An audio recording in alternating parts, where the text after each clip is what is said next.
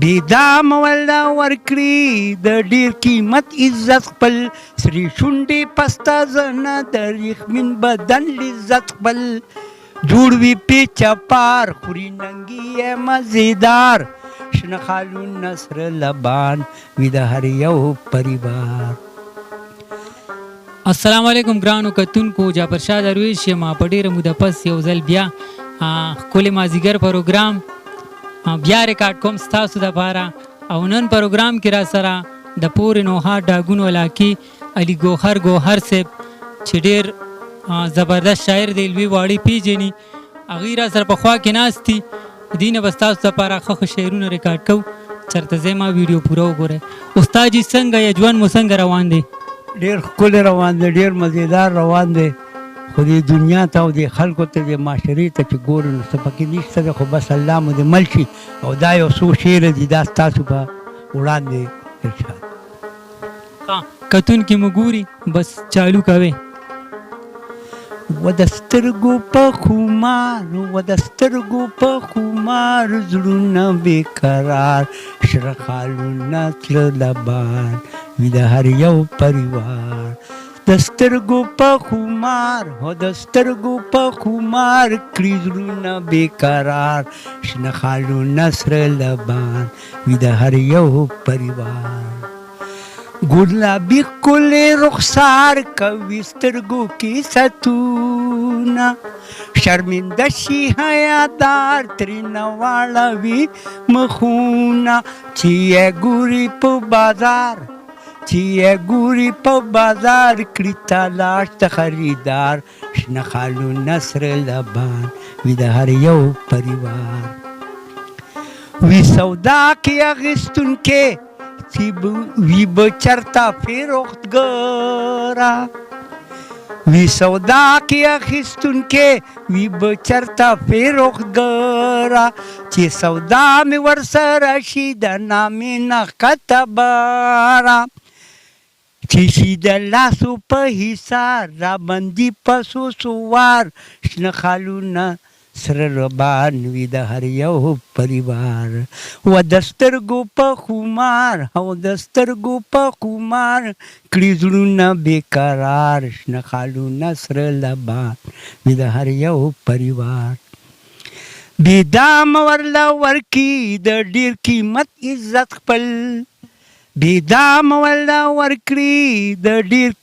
عزت خپل سرې شونډې پسته زنه د ریښمین بدن لذت خپل جوړ وي پیچه پار خوري ننګي یې مزېدار شنه خالونه سره لبان وي د هر یو پریوار. د نامې غوټه نه پورته اخلي یو قسم خوندونه دې نه قطه لورته وي د موزیرو تل جنګونه ساسا شي بې اختیار لکه وي چې دی بیمار شنه خالونه سره لبان وي د هر یو پریوار. او د سترګو په خمار کړي زړونه بېقرار شنه خالونه سره لبان وي د هر یو پریوار. د حال د بعضې خلکو زمانه ده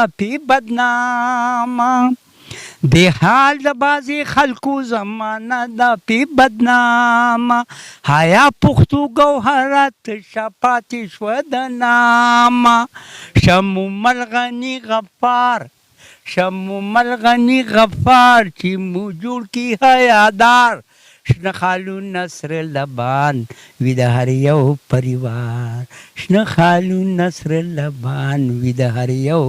پریوار. ډېر ښه، ډېر ښکلی، ډېره مزه یې کړې ده. غواړم چې وړاندې را سره نور هم څه شریک کړې. دا یو غزل دی.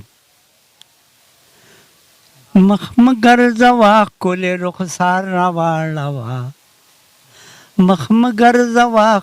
رخسار راواړوه په شان د ګل غوټو ننګي انار راواړوه و د صدر غالي چکې باغچه د نوبهار ده د صدر غالی چکی باغچه د نو بهار ده مسکی شغون چپم باغو بهار راواړوه په شان د ګل غوټو ننګي انار راواړوه مدهوش فراموش می د ځانه که جانانا پیالې د نرمو شونډو په یو وار راواړوه په شان د ګل غوټو ننګي انار راواړوه ولونو کې د زلفو آلو ولبکه د ځان سره